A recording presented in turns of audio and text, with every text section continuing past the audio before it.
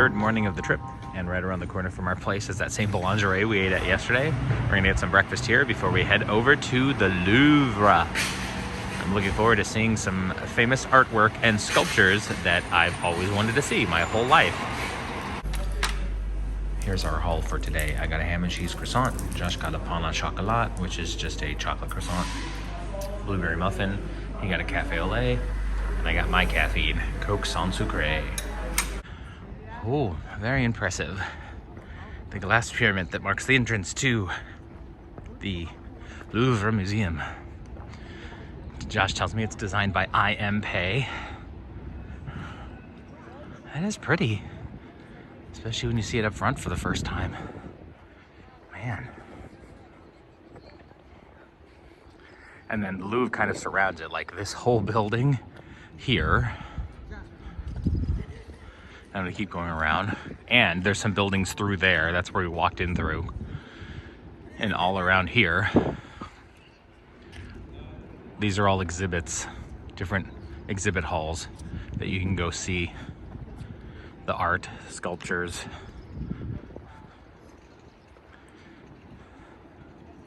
Truly an amazing piece of architecture, housing amazing pieces of art. I can see why this place is so popular. Not just famous, but famous for a good reason. The fact that it has items inside that people really want to see. Everywhere you go, incredibly fabulous paintings. Or paintings, excuse me, sculptures.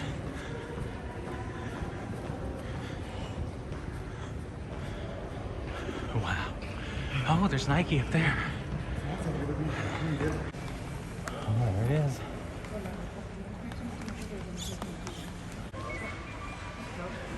It is gorgeous. A beautiful example of its form. Now, why this particular painting has become so famous, I have no idea. So there's some reasons behind it, because there are other paintings here that are beautiful, even more beautiful. But I'm glad I got to see it at least once in my lifetime. Some interesting facts about the Mona Lisa. Leonardo da Vinci wanted to make it like she was turning to greet us as we walked in. Her upper body is three-quarter view, but her face is full on, looking at us as if she was turned the other way and just looking at us as we come in. Lower part of landscape is evidently incomplete. Forms are barely sketched. The sitter for this portrait was Lisa Gherardini, lived in Florence in the early 16th century. Yeah, she married. Used painting techniques called sfumato, multiple layers of pigments found in oil to create subtle transitions from light to shadow, or shadow to light. And then the path on the left draws our gaze to mountains bordered by lakes. You can see to get to the Mona Lisa, you have to go through all of these stanchions. That's why we ran here early. It's like Disneyland. You got a rope drop if you want to get to the e-ticket attractions. And there weren't that many people in it when we were here. We would have been fine, but you can see right now it's filling up. And will continue to fill up throughout the day as people come in. Here we have St. Michael vanquishing Satan, made by Raphael.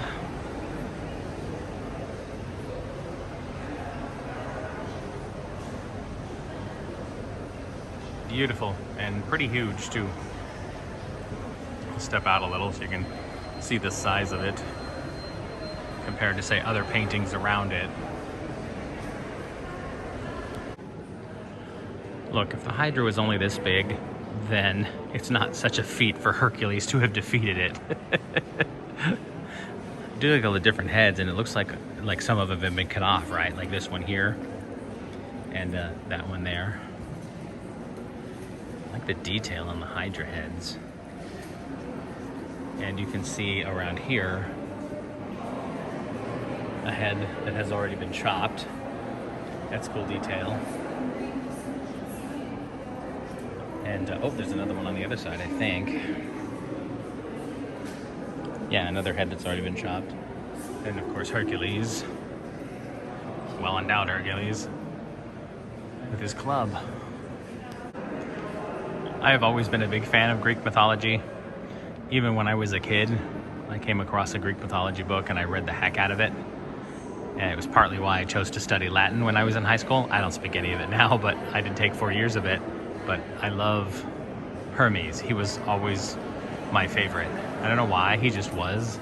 And you can obviously tell this is Hermes because he has the winged sandals and he has the caduceus, which is the snakes entwined in the staff. And then of course, the helmet, which has a particular name, which I used to know. I think it's on the card. It is the Ptasis. So you got the Ptasis, the winged sandals, and the caduceus, and that's how you can tell that it's Hermes in most cases. So what do you do when you're Apollo, the god of music and poetry, and you also bring the sun across the sky, and you've just defeated the serpent Python?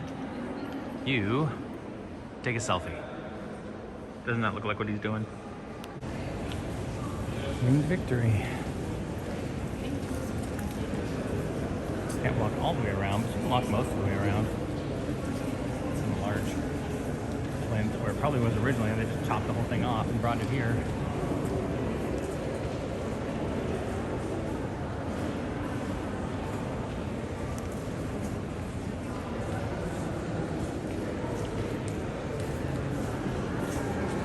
Workmanship is gorgeous. Some info about it, especially how it's not intended to be looked on from the front, but rather a 3-corner left angle.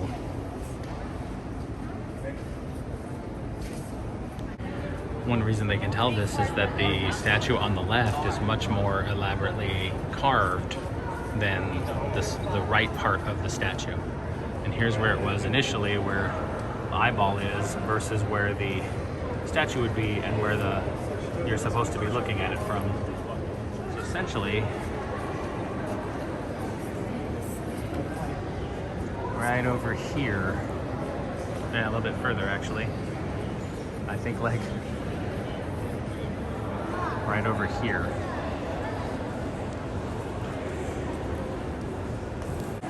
You just walk into this rotunda here, and at first it doesn't really look like there's anything, but if you look up, there is quite a bit. I know it's kind of upside down at this angle.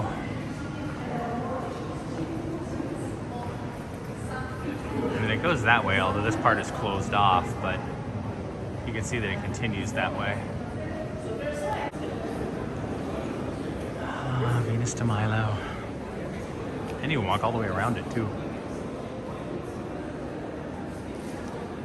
See if I can. I don't want to get in people's way.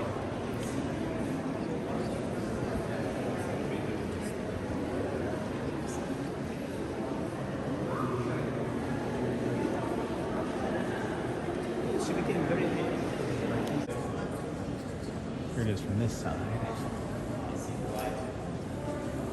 Again, although this is beautiful, I don't understand why it's so much more famous than, say, some of the other statuary here, which I consider to be better. But I'm not an art critic. Who am I to judge?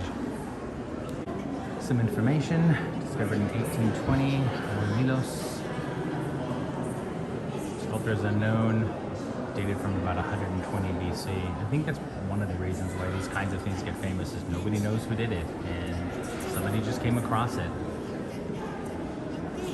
And of course, nobody knows exactly who this is, because the arms usually hold something that tell you who the person might be.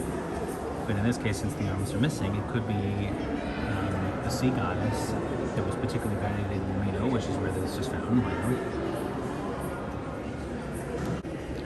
My other favorite god, or goddess in this case, is Athena, or Minerva.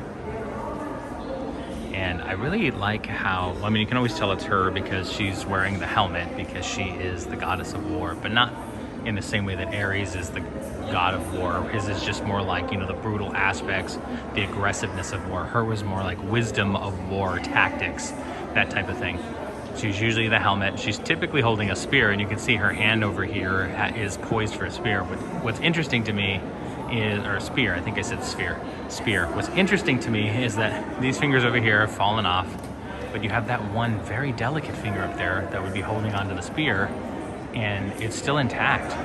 It's incredible. You'd think that would have fallen off at some point. You'll remember from the video of the British Museum, how much I love coinage. And so there's some coins there. Those are beautiful. And then I like these over here. They almost look like coins, but if you go to the side, they're actually signet rings that people used to wear.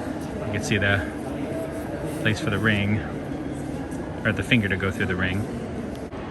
There's a lot of signs telling you where the more famous paintings are or the more famous statuary, but I love how somebody put a mustache on this Mona Lisa. Like, well, I guess I'm not going that way. That's not the true Mona Lisa. It's Mona Lisa in disguise. I mean, that looks like somebody must have gone up there and done it. I don't think that's official. It's hard to tell from here because it's, I don't know if you can tell, but I'm like at this level and it's kind of high up. So I can't tell if someone just took a Sharpie and did that or if they're trying to be funny here. Although I don't see anything here that makes me think that they might have done it officially. I hope I'm pronouncing this correctly, but these are stele, S-T-E-L-E. They're essentially permanent funerary carvings, monuments to the deceased. And I was telling Josh that there's sort of a amount of time. It's an indeterminate amount of time, but an amount of time between the difference between grave robbing and archaeology. In case you're wondering, the Louvre has free Wi-Fi that you can connect to, so you can FaceTime with your friends. I can't FaceTime with anybody from here because all of my friends are asleep. It's pretty early in the morning in Colorado right now. It's the pyramid from a high up angle within the Louvre itself. You come in on the opposite side, you can see the crowds forming over there. If you're curious why so much art is religious-based, like the crucifixion of Christ here, it's because for a very long time, the church was the biggest patron of the arts, and they were the ones paying for the art. And of course, what kind of art did they want? They wanted art that they could put up in their places of worship. And therefore, we got a lot of religious art. Look at the sheer enormity of this painting. It's a coronation of Napoleon, essentially crowning himself, and then now he's crowning his wife, the Empress. And see the woman back here? I forget who that's supposed to be, but I saw a video on this painting, and whoever that is, she's the queen or something. She wasn't actually there at the coronation. The artist decided to put her in, and he used his mother, his own mother, as the model for that individual. But we come this way, you can see wife, and then there's Napoleon holding the crown. That looks like a pope figure. Look at all these faces, look at all these people. I mean, he wasn't there at the actual event. None of these people stood around for hours while he painted this, of course. So he must have had some people pose and then put them all together in this portrait that has 191 people in it. Plus, you know, the beautiful paintings above it, like all the people are down here, but you still have half the painting that's just architecture and sculpture painting. Here they have a few faces that match who's there. Yep, it's pretty much a who's who. Oh, a cardinal, the Pope, the Emperor, of course. The French are very proud of this portrait, and you can see why. This is liberty leading the people. And she's like, all right, everyone, time for freedom. And it's boobs out. But I love the kid next to her holding the guns. The faces are incredible. It's just big French flag in the background. It's just, detail is so incredible. People in the background are a little more indistinct because they're further back. Then you have that face there that's very distinct. With guns, like flintlocks.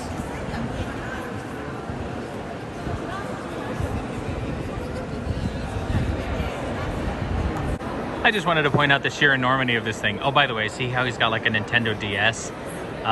That is what you can use to do it like a little tour through here. I think it's really cool, and it's a brilliant way to do it because you have like a screen at the top and a touch screen at the bottom. Anyway, look, art all the way that way, and if I turn this way, Art all the way. See, art in the way, but art all the way that way. And it just keeps going. And there's so many different wings. You couldn't possibly see everything in a day. We're just kind of getting the highlights. But we're still stopping to look at some of the paintings as we go along. People like their puppies. I love this doggy here. He's so fluffy. I can't tell what this is supposed to be. I think it's a monkey of some kind. But it doesn't say in the description either, so I don't know. But it definitely has kind of a monkey face. That dog looks great though. It's incredible to me, the undertaking of all of these people in one portrait. Not just the people who are there, the people on the stage. And when I say people who are there, people in the audience. Plus the people on the stage. And all the people in the box seats. What's interesting is that, yeah, they could have cheated by just having backs of a whole bunch of people. And they do have, the backs of heads of some people. But a lot of people are sort of turned sideways, so you can get their faces and profiles. And you can see here where somebody's serving drinks, and over here as well. This is by Panini. It's a musical celebration given by a cardinal for the marriage of the Dauphin, which is the son of Louis XV. Stunning. It's also huge too. Like if I take a step backwards here, you'll see just how big that is compared to like that person over there. Another incredible undertaking. Not only do you have a painting, again, it's very big, look compared to that person there, but it's a painting of paintings. And each individual painting is very detailed. Like, look at that painting there. How detailed, how tiny those people are in that one. And then you've got an obelisk here and all of those people.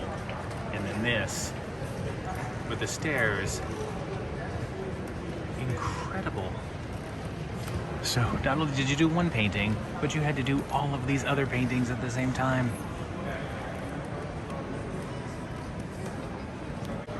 Wanted to move over to the other side so you can see this is also a Panini. Very ambitious guy. And you can just see some of the detail in the other portraits.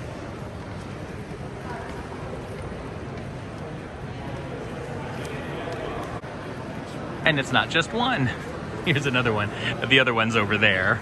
And then you have this portrait in the middle here. And then you have another one where it's portraits of portraits.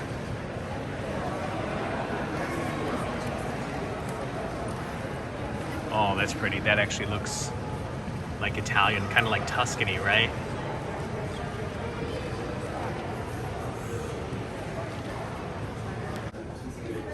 This is a controversial opinion, so you don't have to agree with me, but I don't consider still lifes to be art. I consider it to be more like craft. You're essentially, you have a scene in front of you and you recreate it in a painting, and therefore you've crafted something. I feel like art has to say something. That's just my opinion. Many people don't agree. But what I wanted to point out about this, how credible this craft is, look at that bread. I mean, it looks like a photo. You can see the individual nook and crannies in that bread, and you can see imperfections in the figs. Stunning. I said before, if you want to see the Mona Lisa, rope drop the museum, because there's the line now. I love that look on his face. I know it's supposed to be he's looking up to heaven, getting comfort from God, but it's mostly like, ugh, this again. Something I learned from Josh is these types of paintings or art are called triptychs. And it's because there's 3 parts to it. You have 1, 2, and 3. And then usually, not always, but they can fold in on themselves. So this would probably be an altarpiece that you could set up on an altar and then unfold it when you needed to, and otherwise you fold it in to protect the art.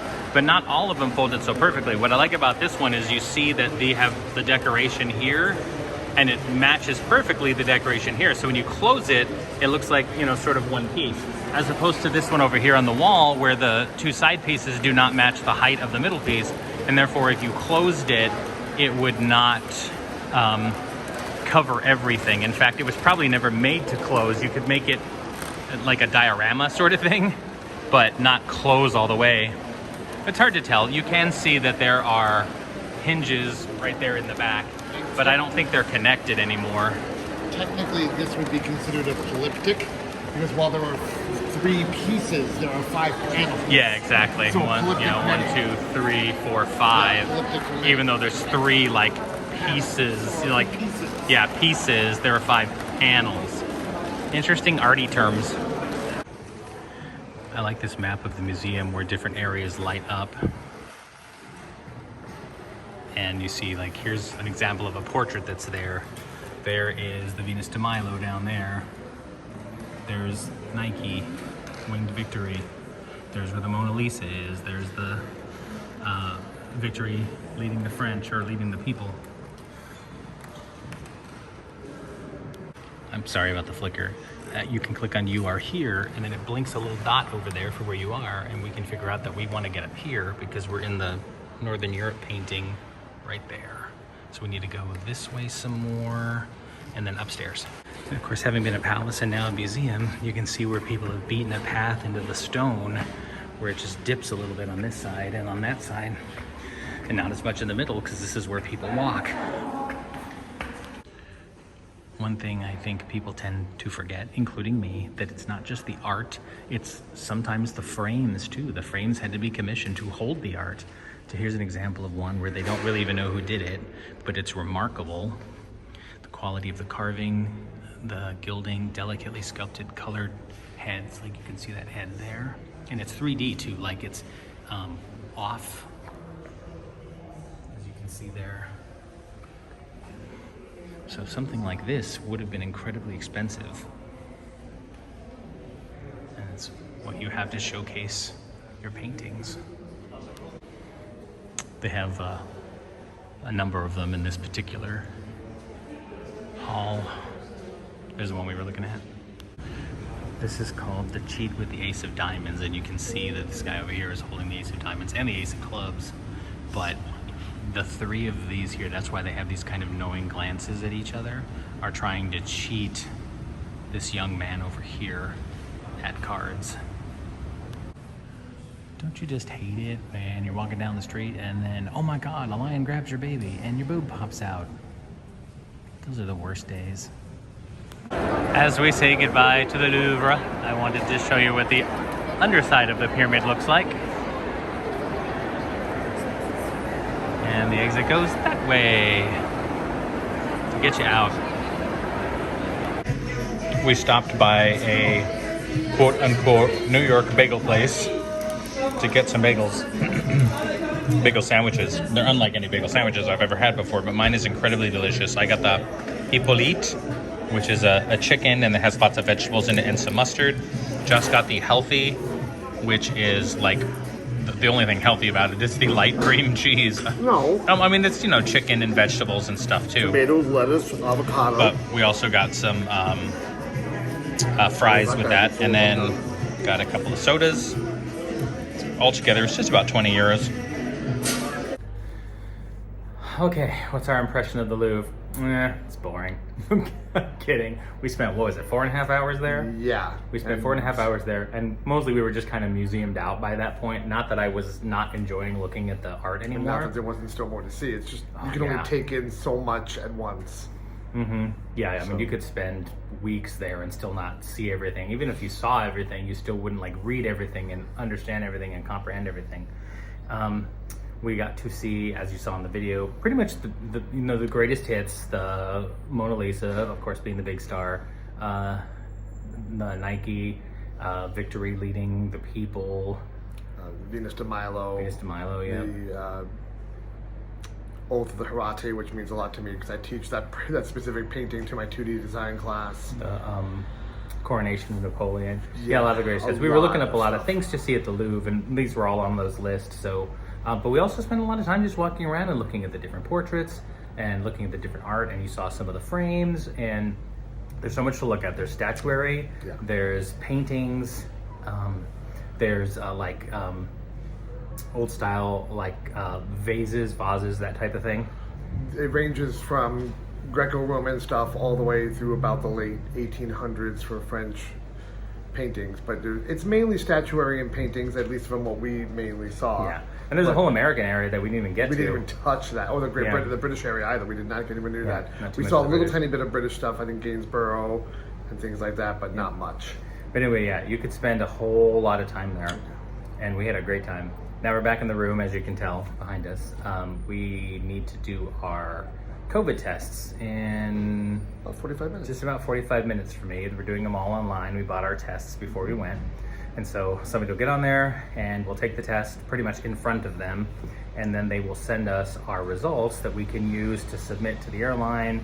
Make everybody happy. And that way we can board our plane tomorrow. Whew. And then we're gonna rest here for a little while, go out in the city again. And tonight we have a night bike tour that ends with a boat ride on the Seine with wine. It's sort of amazing to think about the fact that it's a night bike tour. It starts at 6:30. Its sun doesn't go down until 9. Yeah, it won't even be dark by the time we're done with our tour. Yeah, we even looked up in June. It doesn't go on down until like literally almost 10 minutes or 5 minutes to 10. So nighttime is all relative here. The temperature will drop. It's about 64 degrees today, but it's beautiful out. We have the windows in our room open. 63 degrees. It's absolutely stunning outside. We've gotten very lucky for our weather. Yeah, our weather's been good, except for that one time in Britain where it rained a little bit. Hour and a half, 2 Otherwise, hours. it's been fine with just light coats. Yes. And yeah, we're used to being in Colorado where, of course, there's the mountains, and therefore the sun goes down earlier than you might think because it goes over the mountains. Drops. But when you don't have mountains and you just have, the curvature of the earth, then it goes down a lot later. And we're enjoying that though, because we've been out. But honestly, until 9 we have not really seen Paris at night. Is the problem, because we're usually back around 9 or 9:30. So we haven't seen the Eiffel Tower with all the lights going, and we haven't seen the Arc de Triomphe all lit up because it takes so 9:30, 10 o'clock at night. Yeah, and we don't want to be out that late. Well, we're also in a strange city that we don't know. And we're early birds. We were up this morning. I was up actually before the alarm went off. We went out and got pastries for breakfast, as you saw. We just got delicious bagels, interestingly enough, for lunch. In a New York style bagel place. And unlike any New York style sandwich I've ever had. But it was still pretty good. It was so good. The mustard here, of course, is like a Dijon type mustard. Anything it goes on is just freaking amazing. I like mustard no matter what, but the mustard here is so good. I love it. All right, now to figure out how to where we can log in to do our tests and get prepped. Whew, we were both negative for our test, so we still have to do a little bit more stuff before we can fly, like upload it to the Verifly website so it can connect to the American Airlines thing, and then we can check in. There's just so much to it that you don't want to do in the middle of your darn trip, but whatever, it has to be done. Anyway, we are checked in for our tour. Fat Tires Tour is the bike tour that we're going to be doing here in just, I don't know, 20 minutes or so. And I don't know what the path it takes. I do know that we stop for ice cream along the way. That sounds great. And then it ends with a boat cruise with some wine, French wine. So looking forward to that. I'll get some video of the bike tour.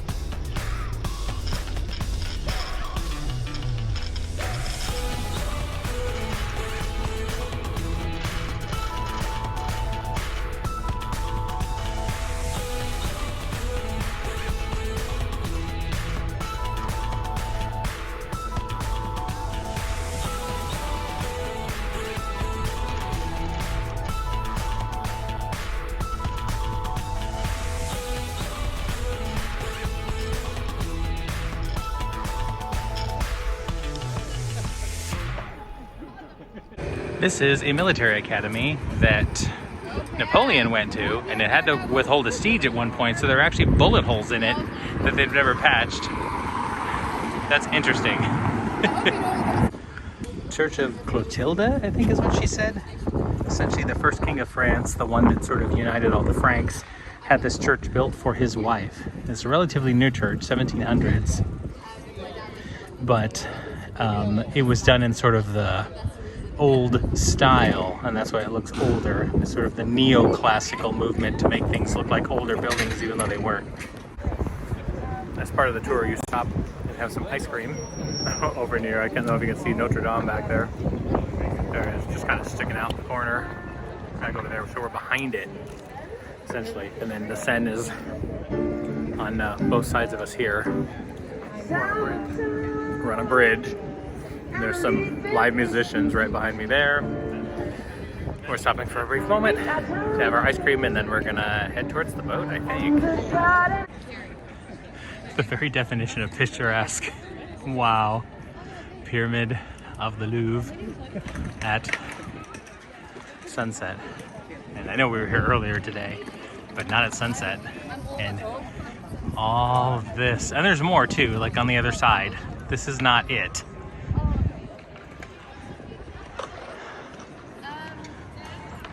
Just walking all the way around, or looking all the way around it.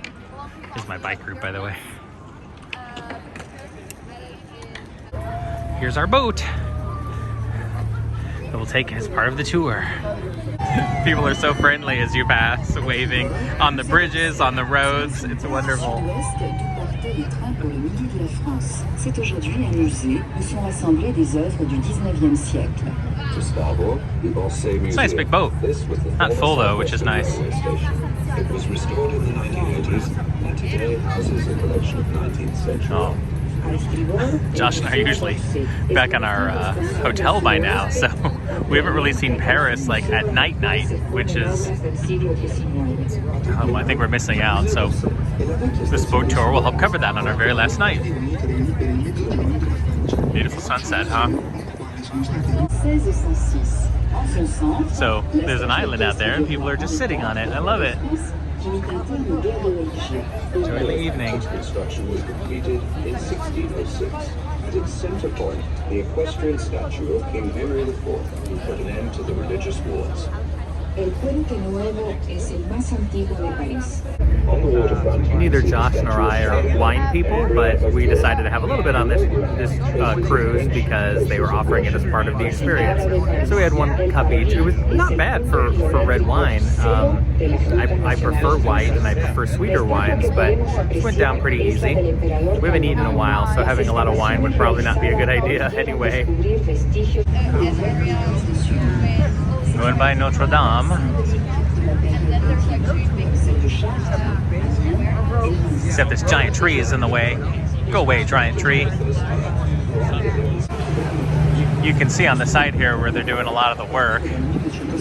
We didn't go around to this side when we went and saw it yesterday. Ooh, it was only yesterday.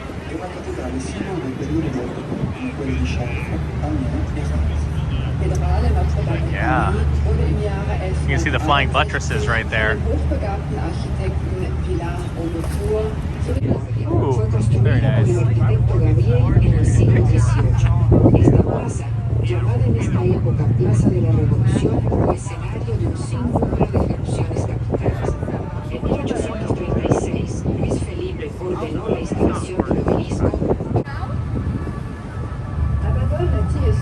A été conçue au début du siècle par l'ingénieur Gustave Eiffel pour les besoins de l'exposition universelle. Cet assemblage métallique de 3 étages est éclairé sur cette plateforme située est un élément interactif depuis la guerre de 14. It was created at the turn of the century by engineer Gustave Eiffel for the Universal Exhibition. This 3-story metallic assembly, with its ingenious lighting which took over from Citroëns in 1925, has been used as a broadcast tower since 1914. A babor, la Torre Eiffel. Fue diseñada y concebida para la exposición universal Brilliant. de principios del siglo Oh my por el gosh. ingeniero Gustavo Eiffel. Aww. It was indescribable how wonderful it was to see that. And going through the bridge here, just what a way to end a Paris trip, right? I'm glad I saw you, Eiffel Tower. This is simple. I mean, even without a twinkling, it's still magnificent, right? And then Gustave Eiffel. So the torch, the woman, the hair, the lips. After all of the walking and the bike riding, my legs are killing me, but it was so worth it to see this. It's been so ugly recently, but does not like this chair. And now we have to bike back to drop the bikes off, And then still gotta go home. following our guide, Tess. Here's a picture with us and Tess. It may be a little dark.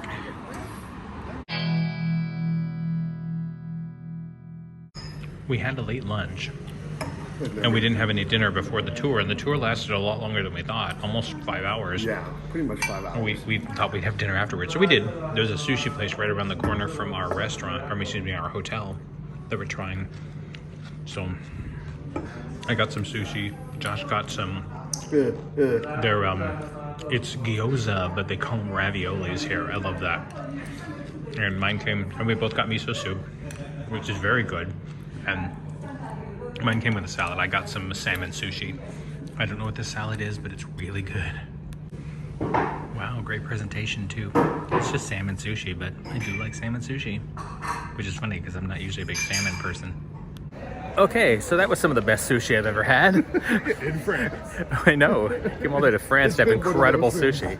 Yeah, everything we've eaten here has been amazing. I know that's a stereotype, but it doesn't matter. Everything we've had has been incredible. Even sushi. I mean, I wasn't expecting that. Like, you know, I mean, I like sushi. I figured it would be good, but it was incredible. The little salad that they came with it, I wasn't sure what to expect. I think it was just pickled cabbage, but anyway, it was very good. So the whole thing was great. Josh's gyoza or raviolis were very good too. Altogether, it came to about 21 euros. Hi, it's Chris and Josh from the future. We're both having let our beard grow out after the Vacation. trimmed after the vacation. We wanted to, now that it's been about a week since we got back, and we wanted to give our overall thoughts about the trip. I would say it is the best, if not one of the best trips That we've done together. that we've ever been on together. Yeah, that's true. exactly. I mean, everything was so new, like different cultures. Every day was different. You know, like every 2 or 3 days we were doing something completely new, as opposed to when we're doing Disney, it's, you know, it's Disney and it does change all the time. It reminded me a little bit of when we first went to New York City together.